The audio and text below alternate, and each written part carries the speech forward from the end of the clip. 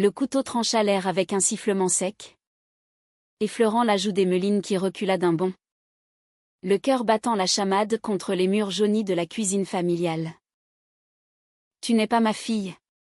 hurla son père, les veines saillantes sur son cou, un verre de vin renversé tachant le carrelage andalou comme une plaie ouverte. « Je vais te guérir de cette abomination, ou je te renie pour toujours. » Ces mots, lourds comme les chaînes des gitans d'autrefois, firent voler en éclats le silence de la maison nichée dans les ruelles étroites de Séville, où l'odeur des orangers se mêlait désormais à celle de la trahison. Emmeline, les larmes brûlantes aux paupières, serra les poings jusqu'à ce que ses ongles s'enfoncent dans ses paumes, fixant l'homme qui l'avait élevé au milieu des marchés bruyants et des fêtes de la feria. À 28 ans, elle avait cru que l'amour pouvait tout conquérir, même les préjugés ancrés dans la chair de sa famille. Mais ce soir-là, sous le ciel étoilé de l'Espagne du Sud, elle comprit que le combat ne faisait que commencer.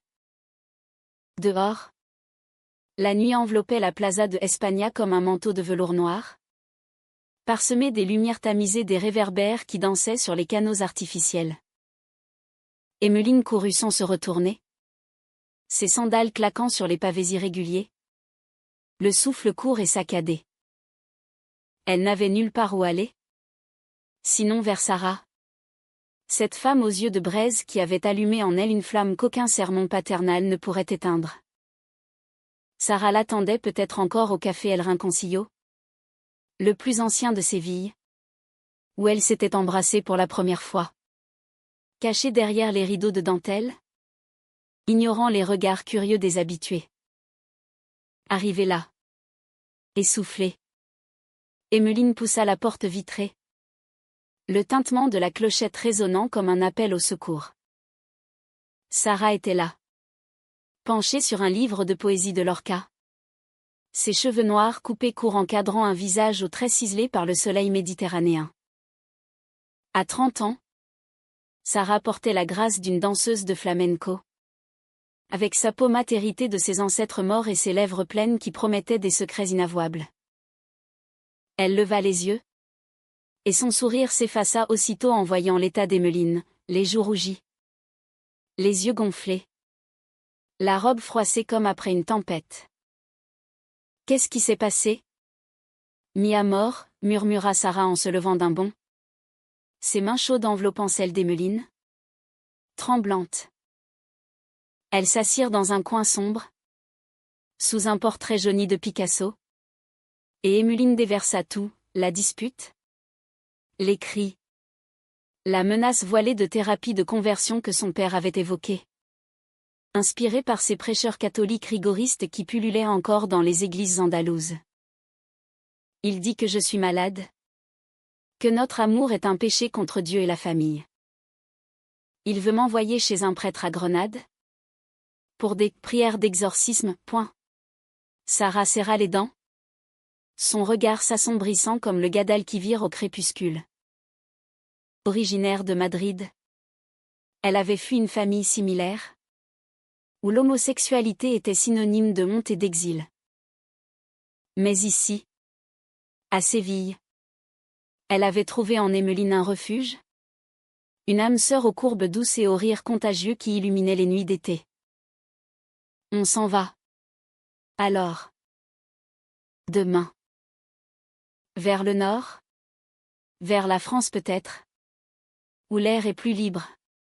Ces mots étaient un serment, prononcé avec l'intensité d'une gitane jurant fidélité à la lune. Pourtant, Emmeline hésita. Séville était son sang. Ses racines, les processions de la Semaine Sainte où elle avait marché enfant. Les guirlandes de jasmin tressées par sa mère défunte. Les matins où son père l'emmenait pêcher dans les oliveraies. Partir, c'était trahir non seulement lui, mais aussi les fantômes bienveillants de son enfance. Et si je lui parlais? Si je lui montrais que je suis toujours sa fille? Sarah secoua la tête, un sourire amer aux lèvres. L'amour ne se négocie pas. Emmeline. Il se vit. Ou il te consume. Elles quittèrent le café main dans la main, sous les arches mauresques de El Alcázar qui veillaient comme des sentinelles silencieuses. La nuit était lourde d'odeurs de jasmin et de terre humide. Et pour la première fois, Emmeline sentit le poids de l'exil se poser sur ses épaules frêles. Les jours suivants furent un tourbillon de secrets et de murmures. Emmeline travaillait comme guide touristique dans les jardins de El Alcázar, racontant aux visiteurs anglais et allemands les amours tragiques de Don Pedro et Inès de Castro. Ces passions interdites qui hantaient les murs de pierre. Mais désormais, chaque conte se teintait de sa propre histoire, un amour naissant entre deux femmes, fragile comme une rose de Damas piétinée par le vent du Levant. Sarah, quant à elle, était restauratrice de céramiques azuléjo. Ses carreaux bleus et blancs qui ornaient les patios sévillants. Ses mains, calleuses et précises, recollaient les éclats d'un passé brisé, et elle y voyait une métaphore de leur relation. « Regarde ça, dit-elle un soir, en montrant à Emmeline un plat fissuré qu'elle avait réparé avec de l'or liquide, suivant la technique japonaise du kintsugi. Les fissures deviennent plus belles, plus fortes. Emmeline rit. Un rire teinté de larmes. Et l'embrassa sous la treille de leur petit appartement loué dans le quartier de Santa Cruz, où les murs blanchis à la chaux absorbaient les échos de leurs soupirs. Mais le père d'Emmeline, Manuel, n'était pas homme à capituler. À 55 ans, il dirigeait une petite fabrique de vinaigre de Jerez, héritage de son grand-père, et son tempérament était aussi acide que ses produits. Veuf depuis 10 ans, il avait élevé Emmeline seule, la couvant d'un amour possessif qui frôlait la suffocation. La découverte un baiser surpris dans la cour de la cathédrale lors de la vela de Santa Anna l'avait frappé comme un coup de couteau. « C'est cette maudite Sarah qui t'a corrompu, avait-il rugi, refusant d'admettre que sa fille avait toujours été ainsi. Rêveuse et indépendante, collectionnant en secret les romans de Marguerite Yourcenar et les vinyles de Juliette Gréco. Il agit vite. Une semaine plus tard, il convoqua Emmeline dans son bureau. Une pièce sombre aux murs tapissés de photos jaunies, lui enfant sur un âne. Sa femme radieuse lors de leur mariage. « J'ai trouvé un centre à Cordoue, annonça-t-il d'une voix rauque, tendant un prospectus froissé. Des thérapies chrétiennes. Des femmes comme toi en sortent. Normal. » Emmeline sentit son estomac se nouer. Les histoires qu'elle avait entendues électrochoc, prières forcées, isolement défilèrent dans son esprit comme un cauchemar éveillé. « Je ne suis pas malade ? » Papa, répondit-elle. La voix brisée mais ferme. Sarah m'aime. Et je l'aime. C'est toi qui es aveugle. Manuel se leva, renversant sa chaise avec un fracas qui fit trembler les bouteilles de Quérès sur l'étagère. Sors d'ici. Et ne reviens pas tant que tu n'auras pas changé. Les mots étaient un mur, impénétrable. Et Emmeline quitta la fabrique en courant, le cœur en lambeaux. Ce soir-là, elle se réfugia chez Sarah, qui l'accueillit avec une infusion de camomille et un silence complice. Elles firent l'amour pour la première fois sans peur, sur un lit au drap de lin rêche, bercé par le chant lointain d'un rossignol dans les jardins de El Alcázar. Les corps s'entremêlaient comme les motifs des azuléjos. Doux et ardents, explorant des territoires interdits avec une tendresse infinie. « Tu es ma Séville, murmura Sarah contre la peau d'Emmeline. Ma ville secrète ? Pleine de passages cachés et de fontaines murmurantes. Mais le répit fut bref. Manuel, rongé par la culpabilité et la tradition, ourdit un plan plus sournois, la trahison. Il contacta la sœur aînée d'Emmeline, Carmen, installée à Madrid avec son mari et leurs 2 enfants. Carmen, pragmatique et pieuse, avait toujours été le pilier de la famille. Ramène-la à la raison, supplia Manuel au téléphone. La voix chevrotante. Dis-lui que je suis prêt à tout pour la sauver. Carmen accepta. Par amour filial. Sans mesurer les dégâts. Le lendemain, Carmen débarqua à Séville sans prévenir, frappant à la porte de l'appartement d'Emeline au petit matin. Papa est effondré, dit-elle en entrant, les bras chargés de pâtisserie de la confiseria de Triana. Il veut te voir. Te pardonner. Viens dîner ce soir. Juste nous trois. Emeline, encore ensommeillée dans sa chemise de nuit, sentit un espoir traître s'insinuer en elle. Sarah, depuis la cuisine, secoua la tête en signe d'avertissement. Mais Emeline, affamée d'affection paternelle, accepta. Le dîner fut un piège tendu avec soin. La table de la maison familiale croulait sous les spécialités, gazpacho frais, jamon ibérique tranché fin comme du papier, et un paella aux crevettes odorants. Manuel était là. Rasé de frais, un sourire forcé aux lèvres. Ma fille, dit-il en l'embrassant sur les 2 joues. Tu m'as manqué. Emeline s'assit, le cœur gonflé, ignorant le malaise qui planait comme une ombre sur les bougies vacillantes. Puis, au milieu du repas, la porte s'ouvrit sur 2 hommes en costume sombre, un prêtre et un psychologue du centre de Cordoue. C'est pour ton bien, murmura Carmen, les yeux baissés. Manuel se leva. La voix tremblante, on va te guérir? Emeline. Ensemble. La trahison frappa comme un éclair, sa propre sœur, complice de cette embuscade. Emeline bondit de sa chaise, renversant son assiette dans un éclat de porcelaine. Vous êtes des monstres. Tous autant que vous êtes, hurla-t-elle, les larmes coulant librement. Elle s'enfuit dans la nuit, laissant derrière elle les cris de son père et les sanglots de Carmen. Sarah l'attendait, prête à partir. Elles firent leurs valises en hâte, chargeant une vieille Renault cabossée avec l'essentiel, des vêtements, des livres, les céramiques réparées de Sarah. Direction le nord, vers la frontière française, où les vignobles de la Rioja cédaient la place aux Pyrénées enneigées. La route était un ruban sinueux sous la lune, et Emeline, au volant, pleurait en silence tandis que Sarah chantait des airs de flamenco pour la consoler. À la frontière de Figueres, elles s'arrêtèrent dans un hôtel modeste, une posada aux murs blanchis où les amants de passage trouvaient refuge.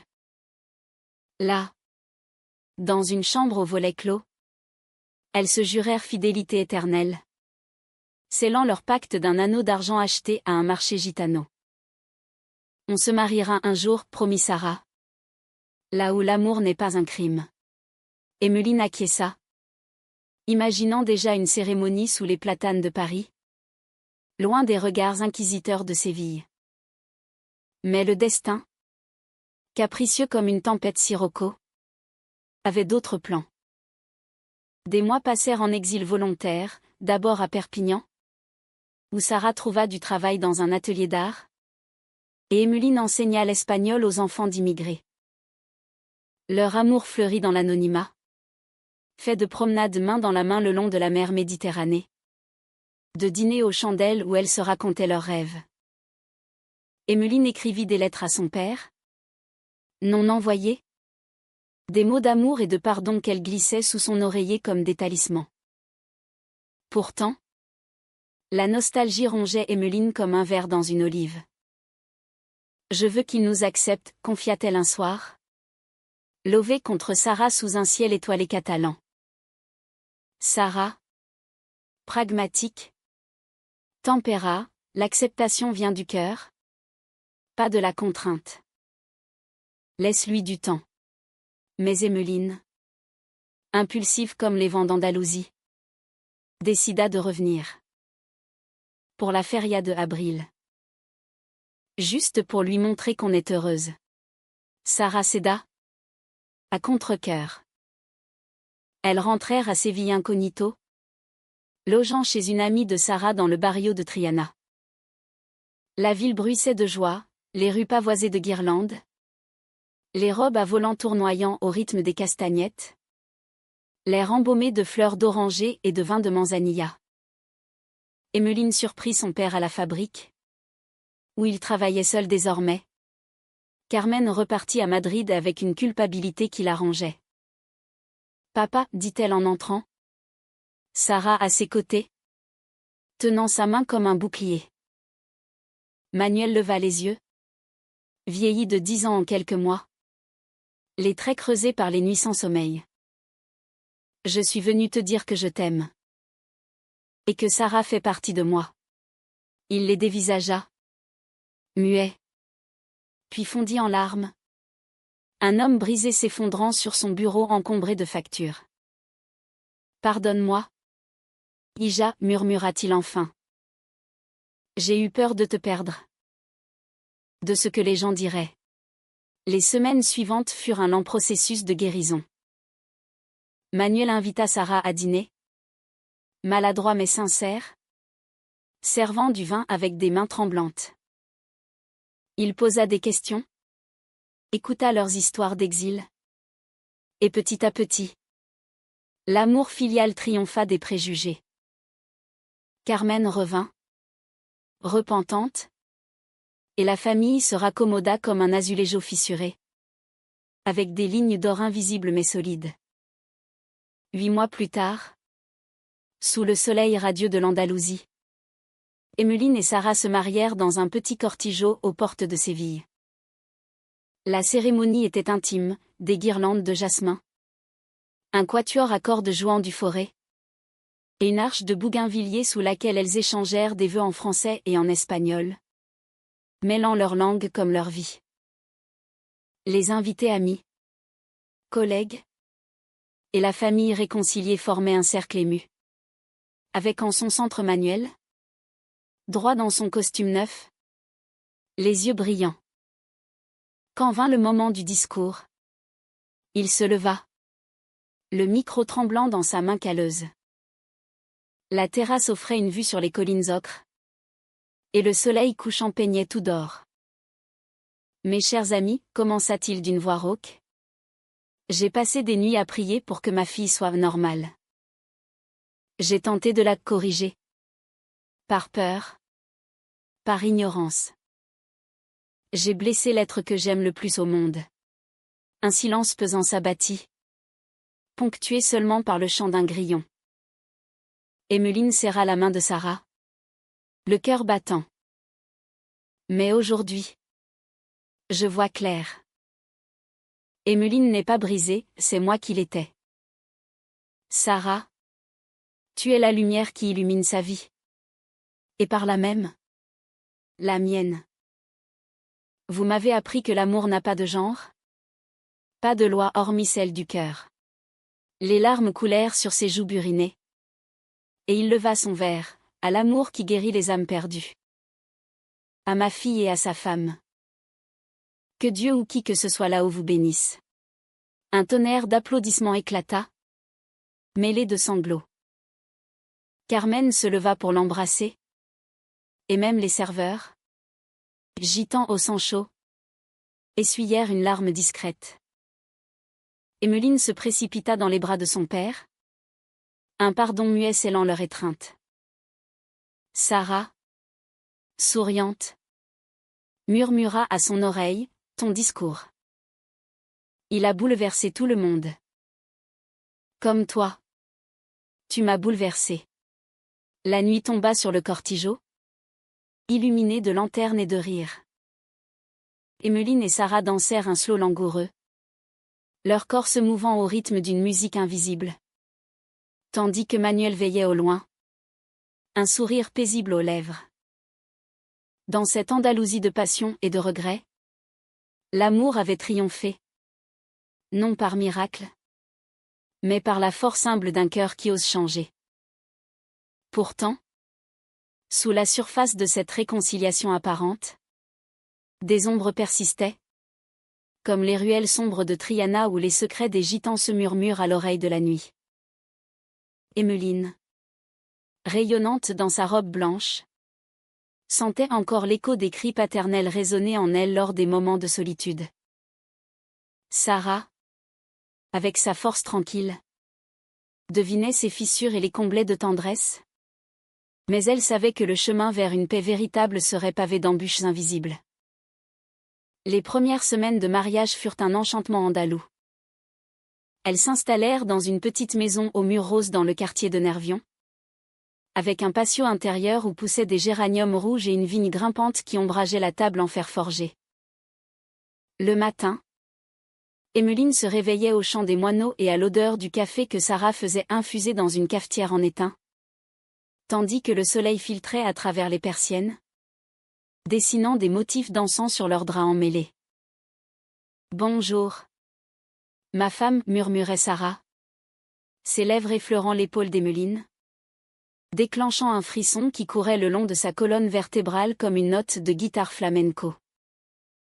Elle partageait tout, les promenades le long du fleuve Guadalquivir, où les pêcheurs tendaient leurs lignes paresseuses sous les ponts morts, les soirées à écouter du jazz dans les caves de la Alameda de Hercule, bercées par la voix rauque d'une chanteuse aux allures de Marlène Dietrich, et les nuits d'amour où leur corps, familier désormais, explorait encore de nouveaux horizons de plaisir, lent et profond, comme un tango argentin importé à Séville. Sarah, avec ses mains d'artiste, traçait des arabesques sur la peau d'Emmeline, murmurant des poèmes de Federico Garcia Lorca, Verde que te quiero verde, verte sur les terrasses. Emmeline riait, se cambrant sous ses caresses, sentant son âme s'ouvrir comme une fleur de nuit sous la lune. Manuel, de son côté, s'efforçait de racheter ses fautes passées.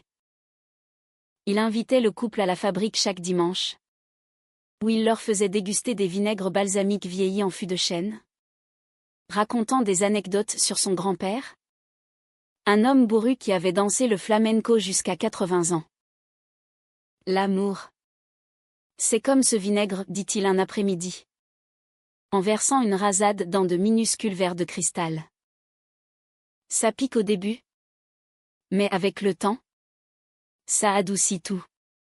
Emmeline sourit, touchée par cette métaphore maladroite, et serra la main de Sarah sous la table. Un geste discret qui scellait leur complicité. Carmen, revenue avec sa famille pour le baptême symbolique de leur union, une petite cérémonie laïque dans l'église du quartier, sans prêtre mais avec des fleurs et des chants gitans, apporta une touche de légèreté. Ses enfants, des jumeaux de 5 ans aux boucles brunes, adoraient Sarah, qu'ils appelaient « Tata aux yeux de feu », et passaient des heures à l'aider à coller des tesselles sur des mosaïques. « Tu as de la magie dans les doigts », lui dit Carmen un soir, après avoir mis les petits au lit. « Tu as guéri papa. Et moi aussi. » La confession, murmurée dans la cuisine enfumée d'odeur d'ajo blanco, était un pont jeté sur l'abîme de la trahison. Pourtant, le monde extérieur n'était pas aussi indulgent que cette bulle familiale. Séville, ville de contraste, abritait encore des poches de conservatisme tenace. Lors d'une soirée à la feria de San Miguel, alors qu'Emmeline et Sarah dansaient enlacées sous les tentes rayées, un groupe d'hommes éméchés les siffla, lançant des insultes crues. « Maricona, rentrez dans votre placard. » Sarah se raidit, prête à riposter. Mais Emmeline la retint, le cœur serré. « Ignore-les. Ce n'est pas eux qui nous définissent. » Mais ces incidents s'accumulaient comme des nuages avant l'orage.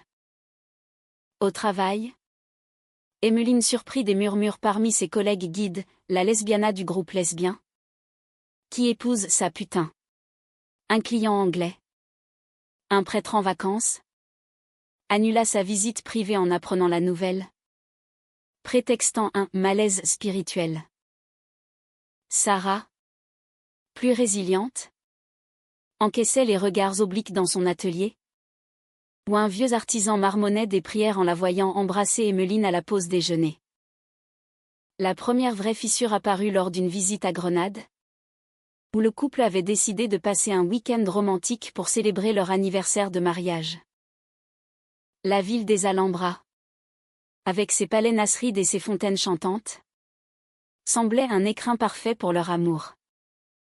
Elles se promenèrent dans El Albessin, main dans la main, grimpant les ruelles escarpées bordées de maisons blanchies, s'arrêtant pour un thé à la menthe dans un thé-terria au tapis berbère. Ici, l'amour était interdit aussi.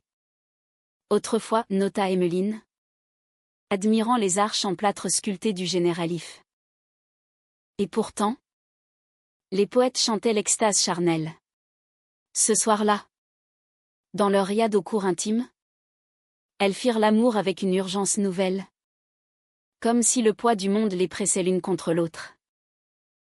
Sarah, dominant avec une douceur féroce, embrassa chaque courbe d'Emmeline, descendant lentement de sa nuque à ses hanches, traçant un chemin de feu qui fit cambrer son amante. « Tu es à moi, grogna-t-elle, ses doigts explorant les replis humides, arrachant à Emmeline des gémissements étouffés contre l'oreiller brodé. Le plaisir monta en vagues, culminant en un cri libérateur qui résonna dans la nuit grenadine, chassant pour un instant les fantômes du passé. Mais le lendemain, le téléphone sonna, c'était Manuel, la voix hachée par l'angoisse. Carmen. Elle a fait une bêtise. Elle a parlé à un cousin? Un extrémiste. Il prépare une manifestation devant la fabrique contre les déviances morales de la famille. Emmeline raccrocha, le sang glacé.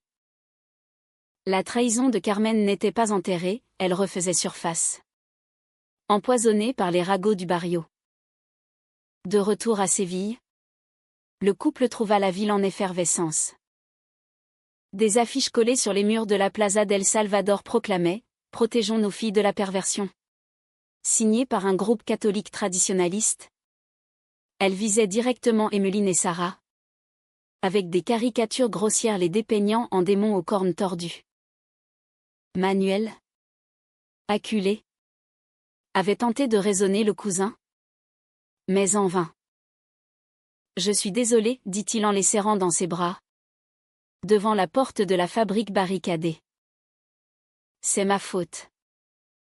J'ai ouvert la boîte de Pandore. » Sarah, furieuse, voulait partir à nouveau.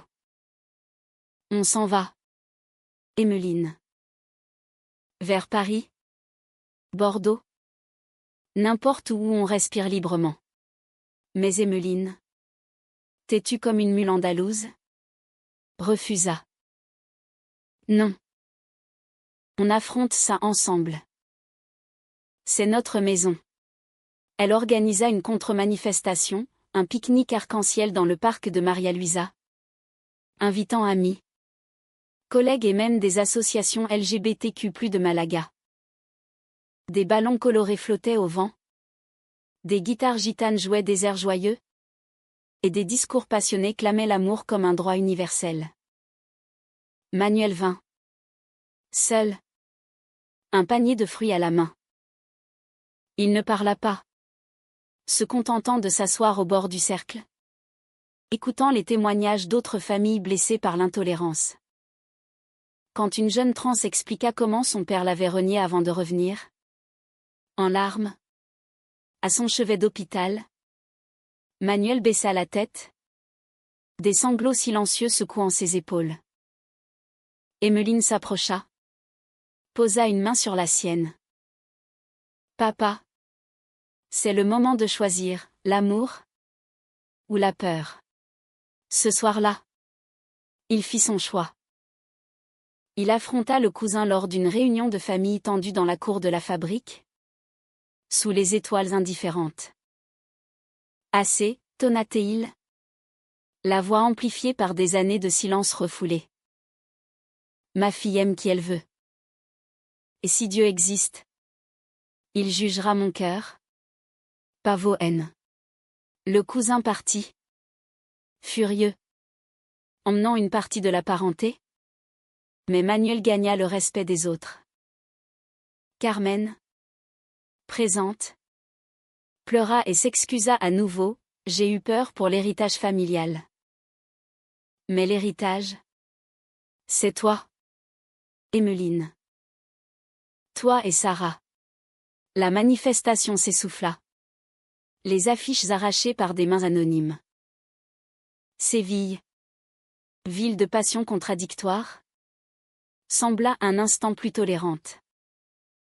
Emmeline et Sarah, renforcées, plongèrent dans un projet commun, un atelier d'art-thérapie pour les jeunes LGBTQ+ de la région, financé par des dons et l'aide discrète de Manuel. Elles enseignaient la résilience à travers la céramique et la poésie, transformant les douleurs en œuvres belles et durables. Pourtant, le vrai test vint plus tard, lors d'une grossesse surprise. Sarah, après des mois de traitement en clinique privée à Barcelone, apprit qu'elle portait leur enfant, via une insémination artificielle. Un petit sévillant, rit-elle, les yeux emplis de joie, en tendant le test à Emmeline. Celle-ci s'effondra en larmes. Un mélange d'euphorie et de terreur. Comment Manuel réagirait-il à cette union contre nature qui portait ses fruits? Elles lui annoncèrent lors d'un dîner simple, dans le patio de leur maison, avec des lanternes en papier qui dansaient au vent doux de l'été. Manuel, sirotant son manzanilla, posa son verre lentement. Un petit enfant, murmura-t-il. Puis un sourire illumina son visage ridé. Ma fille, tu vas être la meilleure mère du monde. Et toi, Sarah, la plus forte. Il les serra contre lui. Un ours bourru redevenu tendresse, et promit d'être grand-père à plein temps. La grossesse de Sarah fut un voyage émouvant, ponctué de nausées matinales et de promenades apaisantes dans les jardins de El Alcázar. Emmeline, protectrice, massait les pieds gonflés de sa femme, lisait des contes andalous au ventre arrondi, imaginant déjà les yeux verts de leur fille héritée d'elle. On l'appellera Isabella, décida Sarah, comme la reine qui unifia l'Espagne mais avec plus de tolérance. Les mois passèrent, et la naissance arriva par une nuit d'orage, dans une clinique de Séville où la pluie martelait les vitres comme un tambour gitano. Isabella naquit en criant. Une minuscule guerrière aux cheveux noirs et aux poings serrés. Cette livre de pure vitalité. Manuel, présent dans la salle d'attente, pleura comme un enfant quand on lui mit la petite dans les bras. Elle a tes yeux? Emmeline, dit-il. La voix émue. Et la force de Sarah. La famille s'agrandit. Tissée de fils résilients. Carmen devint la tata gâteau, apportant des jouets en bois sculptés de Madrid. Les dimanches à la fabrique devinrent des fêtes, avec Isabella gazouillant sur un tapis de pétales de rose. Emmeline et Sarah, épuisées mais comblées, trouvaient dans la maternité une nouvelle couche d'amour, profond et inconditionnel, qui effaçait les cicatrices du passé. Un an plus tard, lors de l'anniversaire d'Isabella, Manuel prépara un discours surprise, sous les guirlandes de la cour familiale. J'ai failli perdre tout ça par orgueil, confia-t-il à l'assemblée amie. Famille élargie. Même l'ancien cousin réconcilié. Mais l'amour de ces deux femmes m'a sauvé. Elles m'ont appris que la vraie correction, c'est celle du cœur. Les applaudissements fusèrent. Et Emmeline, serrant Sarah et leur fille, sentit enfin la paix s'installer, comme un olivier centenaire ancré dans la terre andalouse. Pourtant, la vie, fidèle à son essence dramatique, réservait encore des rebondissements. Un jour, une lettre arriva de Paris, une invitation à un festival de littérature LGBTQ+, où Emmeline, désormais auteure d'un recueil de poèmes sur leur histoire, était invitée à lire. Allons-y, proposa Sarah, les yeux pétillants. Pour Isabella. Pour lui montrer le monde. Elles partirent, laissant la petite à Manuel, qui rayonnait de fierté paternelle et grand-paternelle. À Paris, sous les ponts de la Seine et les cafés de Saint-Germain, elles redécouvrirent leur passion juvénile, des baisers volés dans le Marais, des nuits à philosopher sur l'amour chez des intellectuelles françaises, buvant du vin rouge dans des verres ballons. La France nous a accueillis en rêve, dit Emmeline. Mais l'Espagne est notre sang.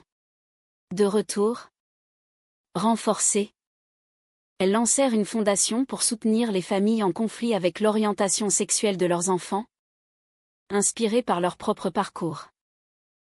Manuel en fut le parrain. Sa voix grave témoignant lors des conférences, j'ai essayé de corriger ce qui n'était pas cassé. Ne faites pas ma erreur. Les années s'écoulèrent comme le Guadalquivir, paisible et tumultueuse à la fois. Isabella grandit. Une fillette curieuse aux boucles folles, apprenant le flamenco avec son grand-père et la mosaïque avec sa mère Sarah. Emmeline publia un roman, Amour des Alcazar, qui devint un best-seller en Espagne, touchant des milliers de cœurs brisés. Lors d'une remise de prix à Madrid, elle dédia le livre à son père, à celui qui a appris à voir au-delà des ombres. Et ainsi, dans cette Andalousie de lumière et d'ombre, leur histoire devint légende, celle d'un amour lesbien qui non seulement survécut à la tempête, mais la transforma en arc-en-ciel. Manuel, vieilli mais serein, mourut paisiblement une nuit d'été, entouré de sa famille élargie. Un sourire aux lèvres en murmurant « Je suis fier ». Son discours au mariage n'avait pas seulement bouleversé les invités, il avait changé un homme, une famille et un coin de monde. Emmeline et Sarah, main dans la main sur sa tombe fleurie d'orangers, jurèrent de perpétuer cette leçon. L'amour corrige tout, dit Sarah, embrassant sa femme sous le soleil éternel de Séville. Et Isabella, courant après un papillon, rit d'un rire qui promettait l'avenir. Des années plus tard, alors qu'Isabella entrait dans l'adolescence, avec ses 14 ans rebelles et ses premiers émois secrets, l'histoire d'Emmeline et Sarah prit un tour nouveau, teinté de cette mélancolie douce amère propre aux amours matures. La maison de Nervion, autrefois bruissante de rires enfantins, résonnait désormais des accords d'une guitare que la jeune fille grattait maladroitement, imitant les duos flamenco qu'elle avait vus à la feria.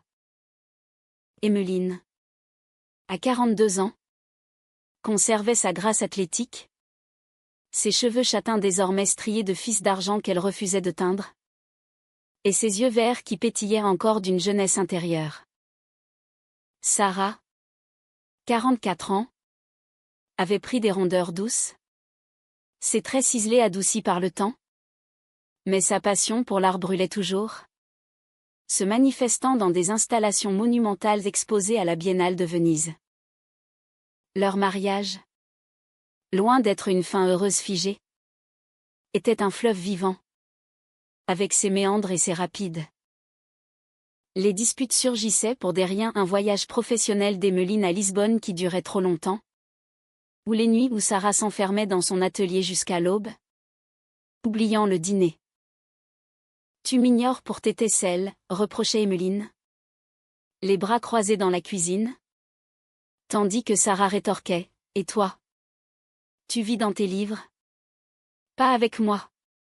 Mais ces orages passaient vite, suivis de réconciliations ardentes, où les corps, marqués par les ans, retrouvaient une urgence juvénile. Sarah, experte en caresses précises, savait encore faire chanter Emmeline sous ses doigts, explorant les zones érogènes avec une tendresse experte, tandis qu'Emmeline, plus sensuelle, répondait par des baisers lents qui descendaient le long du cou de Sarah, provoquant des frissons qui défiaient le temps. Isabella, observatrice aiguë, absorbait ces dynamiques comme une éponge. Vous vous disputez comme dans les telenovelas, taquinait-elle, roulant des yeux théâtraux. Mais au fond, elle enviait cette connexion profonde. À l'école, un lycée catholique du quartier de Los Remedios, elle affrontait ses propres tourments, une attirance naissante pour sa meilleure amie, Lucia, une gitane aux cheveux de jais et au tempérament de feu. C'est comme toi et maman Sarah, demanda-t-elle un soir à Emmeline, alors qu'elles épluchaient des oranges dans le patio, le jus sucré coulant sur leurs doigts. Emmeline posa son couteau, le cœur serré par le souvenir. C'est normal, Missol. L'amour choisit qui il veut. Et on l'accueille. Sans peur. Elle raconta alors son propre coming out. Les nuits de larmes. La trahison de la famille. Mais aussi la rédemption de Manuel. Isabella écouta. Les yeux écarquillés. Et promit de parler à Lucia. Mais le monde, cruel, ne facilitait pas les choses. Des rumeurs coururent au lycée, la fille des lesbiennes est une dick en herbe. Des graffitis homophobes apparurent sur les murs du patio. Et Isabella rentra un jour avec une lèvre fendue. Après une bagarre avec un garçon jaloux. Sarah, enragée, voulait porter plainte. Mais Emmeline opta pour le dialogue. Elles organisèrent une soirée éducative à l'école, invitant des activistes de Madrid à parler de diversité. Manuel n'était plus là pour témoigner. Mais sa lettre d'adieu, lue à haute voix par Emmeline, fit pleurer l'assemblée, protéger les cœurs tendres comme celui d'Isabella. L'amour est le seul exorcisme nécessaire. Le proviseur, ému, promit des changements. Et Lucia, courageuse, prit la main d'Isabella publiquement lors d'une assemblée, déclenchant des applaudissements timides mais sincères. Pourtant, la vie réservait une épreuve plus intime, la maladie. Sarah, lors d'un contrôle de routine, apprit qu'elle avait un cancer du sein, détecté tôt mais insidieux. C'est rien, minimisa-t-elle au début, avec son stoïcisme castillan. Mais les chimiothérapies la laissèrent affaiblie. Ses cheveux noirs tombant en touffes sur l'oreiller. Emmeline veilla sur elle comme une lionne, préparant des bouillons de poule au citron, massant son crâne nu avec de l'huile d'olive, et dormant à ses côtés pour chasser les cauchemars. Je t'aime. Même chauve, plaisantait Emmeline, embrassant le crâne lisse de Sarah, qui riait faiblement, et moi. Même ridée. Isabella, adolescente sensible, canalisa sa peur dans l'art, elle créa une mosaïque géante pour Sarah. Un cœur andalou brisé et recomposé, avec des éclats d'azuléjo bleu et or. Lors de l'inauguration dans leur patio, entourée d'amis et de Carmen venue de Madrid avec ses enfants désormais adolescents, Sarah pleura en l'embrassant. Tu es mon kintsugi vivant. Ma fille. La guérison fut longue. Mais Sarah s'en sortit. Plus forte. Avec une cicatrice en forme d'étoile qu'elle exhibait fièrement sous ses chemisiers amples. Cette épreuve raviva leur flamme. Lors d'une escapade à Ronda, dans les montagnes Malaguenas, elles laissèrent Isabella à Carmen et s'offrirent une seconde lune de miel. Le village perché au-dessus du Tajo, avec sa gorge vertigineuse et ses ponts en pierre, était un décor parfait pour leur renaissance. Elles marchèrent jusqu'au coucher du soleil, s'arrêtant dans une posada isolée où une cheminée crépitait. Ce soir-là, leur amour se fit lent et profond.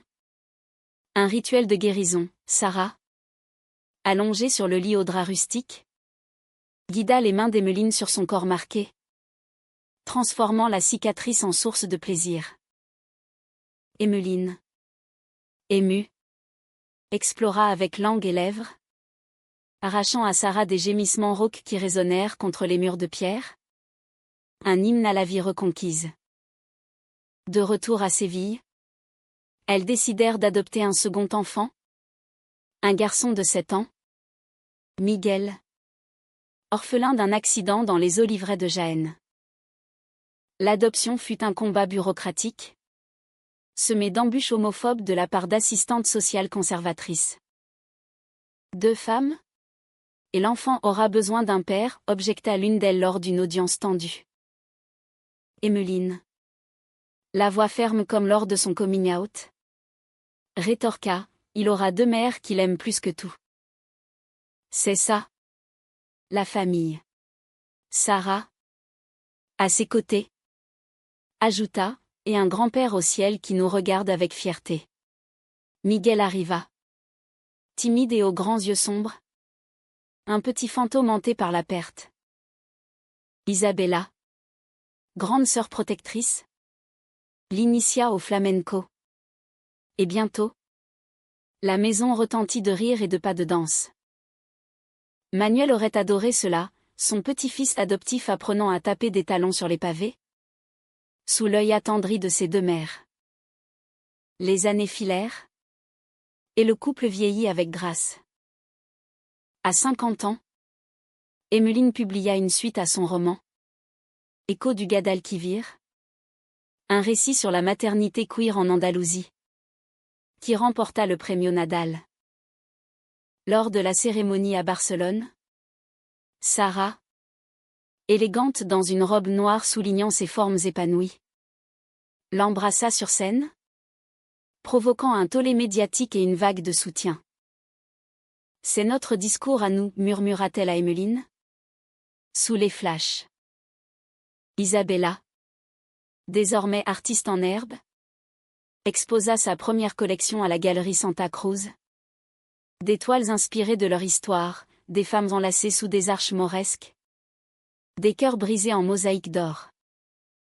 Lucia, sa compagne depuis le lycée, était à ses côtés.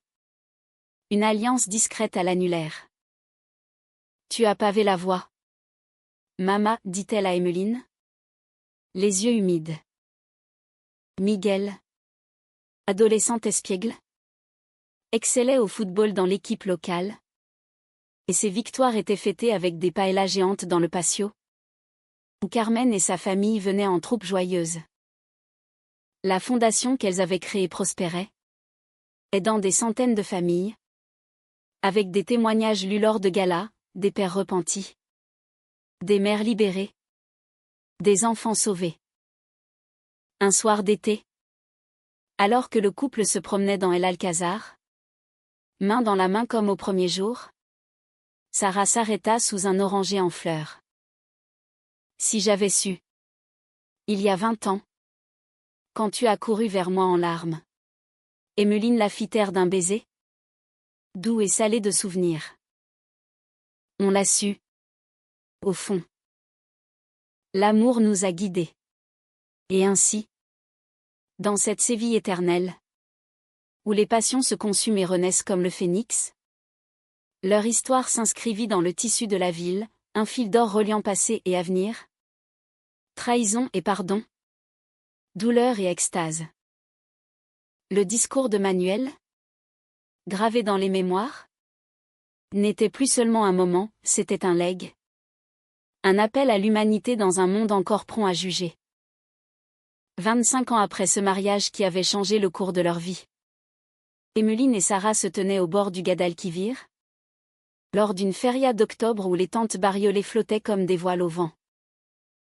Isabella, 39 ans, mariée à Lucia depuis 10 ans, poussait leur petite fille, Sofia, sur une balançoire improvisée, tandis que Miguel, 32 ans, coachait une équipe de foot inclusive pour jeunes queers, riait avec ses coéquipiers.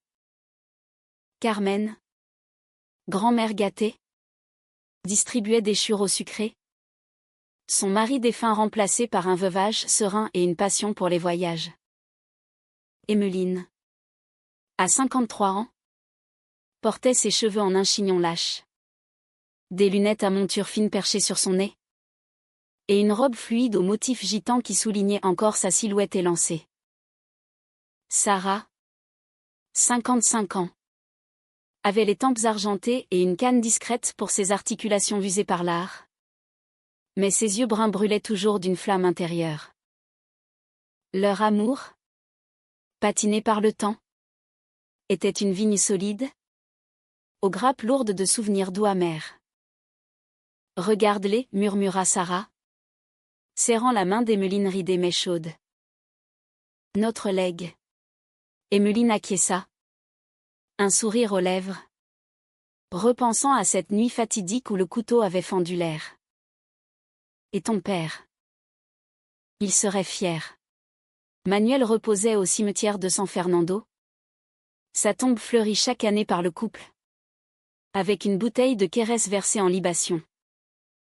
Son discours, filmé par un invité et viral sur les réseaux, était étudié dans les universités comme un cas d'acceptation familiale, un antidote à l'homophobie latente. Mais la vie, fidèle à son drame shakespearien, réservait un dernier acte poignant. Isabella, enceinte de leur second enfant, confia un secret à ses mères lors d'un dîner familial, Lucia et moi. On a eu une dispute. Comme vous. Autrefois. Elle doute. À cause de son boulot à l'orphelinat. Où les parents rejettent les adoptions par couple comme nous. Emmeline et Sarah échangèrent un regard complice. Et passèrent la soirée à partager leurs propres failles, les infidélités mineures du début. Dues à la solitude de l'exil, les doutes post-cancer de Sarah. Quand elle se sentait brisée, les crises de jalousie d'Emmeline lors de ses tournées littéraires. L'amour n'est pas un conte de fées, conclut Sarah, caressant la main d'Isabella. C'est un flamenco, passion, rupture et danse recommencée. Miguel, écoutant en silence, avoua à son tour, j'ai peur de me coming out. J'aime un garçon de l'équipe.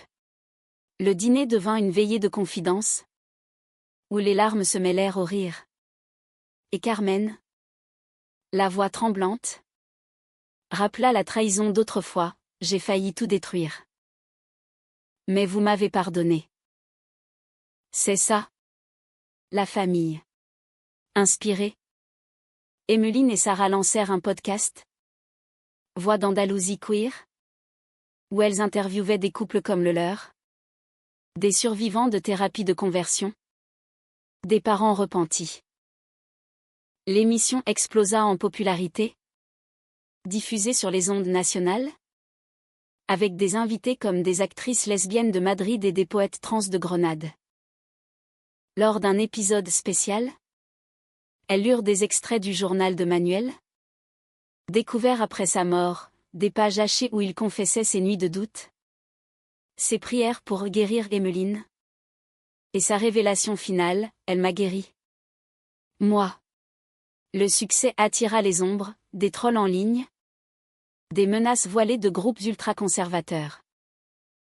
Une nuit, leur maison fut taguée « Péché contre nature » en lettres rouges. Sarah, furieuse, nettoya avec Emmeline sous la lune. Transformant la peinture en une œuvre d'art, elles recouvrirent le mur d'une fresque collective, invitant la communauté à peindre des cœurs multicolores. On ne se cache plus, déclara Emmeline sur le podcast suivant. On brille. Pour leur 40e anniversaire de rencontre compté depuis ce baiser au Rinconcillo, elles organisèrent un voyage en France, terre promise de leur exil rêvé. Avec les enfants et petits-enfants, elles visitèrent Paris, Bordeaux, et enfin la Provence, où les champs de lavande ondulaient comme une mer violette. Dans un mas provençal loué pour l'occasion, elles renouvelèrent leurs vœux sous un olivier centenaire, entouré de rires et de bulles de champagne rosé. Isabella officia, Lucia à ses côtés, enceintes toutes deux de jumeaux espiègles. Miguel, out et fier, embrassa son partenaire, un jeune coach aux yeux verts. Sous les applaudissements. Ce soir-là, après que les enfants se soient endormis, Emmeline et Sarah se retrouvèrent seules sur la terrasse. Un verre de pastis à la main. Le mistral caressant leur visage. 40 ans, soupira Sarah, posant sa tête sur l'épaule d'Emmeline. Et toujours ce feu. Elles s'embrassèrent. Un baiser lent et profond. Chargé de toute une vie, les fuites. Les trahisons. Les naissances. Les maladies. Leurs mains, ridées mais assurées, glissèrent sous les vêtements, ravivant une intimité usée mais éternelle.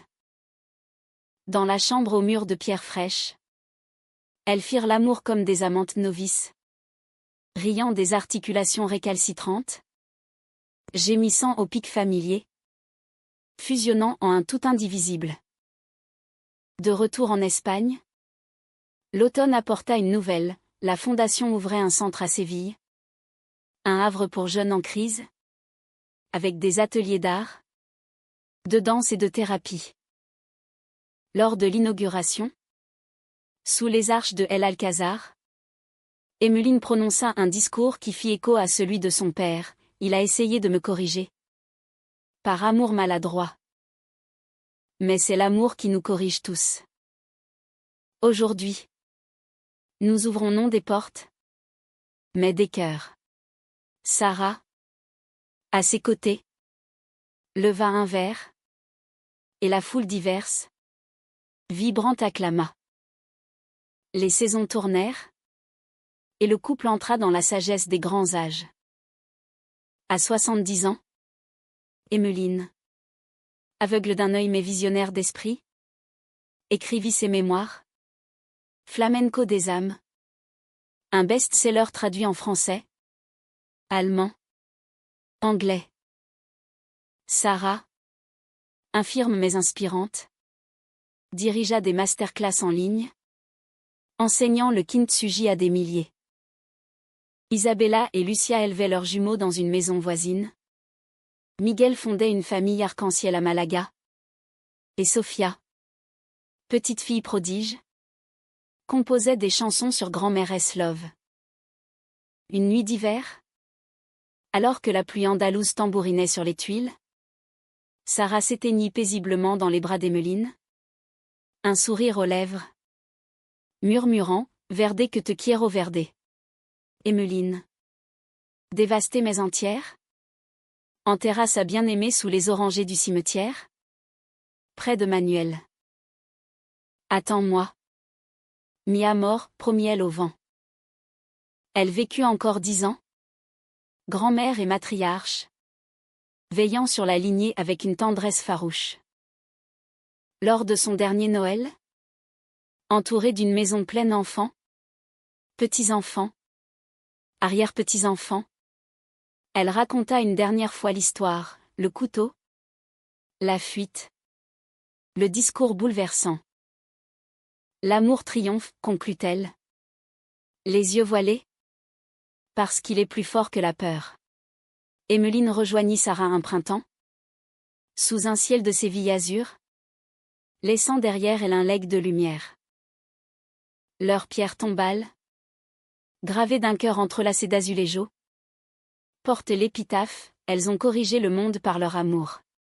Et dans les ruelles de la ville, les jeunes amoureux se racontent encore leurs légendes. Un rappel que même les cœurs les plus têtus peuvent s'ouvrir. Comme une rose sous le soleil d'Andalousie.